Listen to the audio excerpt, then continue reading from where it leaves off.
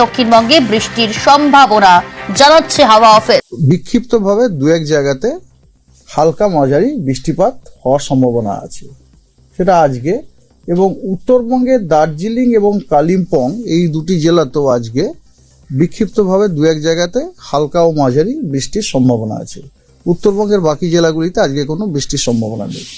এবারে আগামীকাল গাঙ্গেয় পশ্চিমবঙ্গের কোনো জেলাতেই বৃষ্টিপাতের কোনো সম্ভাবনা নেই। ড্রাই ওয়েদার 23, 24, 25, 26, 27 এই 5 দিনে পশ্চিমবঙ্গের কোনো জেলাতেই কোথাও কোনো বৃষ্টির সম্ভাবনা নেই। পশ্চিমী ঝঞ্ঝা যেটা এসেছিল সেটা বেরিয়ে চলে গেল। যাওয়ার জন্য আমাদের পশ্চিমবঙ্গ এখন ওই পশ্চিমী ঝঞ্ঝা যেটা বেরিয়ে গেল তার পশ্চিম দিকে রয়েছে, এবং পশ্চিম দিকে থাকার জন্য আমাদের পশ্চিমবঙ্গের জেলাগুলিতে, উত্তরবঙ্গ দক্ষিণবঙ্গ দুটি, এই জেলাগুলিতে আগামী 24 ঘন্টাতে মিনিমাম টেম্পারেচার 2 থেকে 3 ডিগ্রি কমার সম্ভাবনা।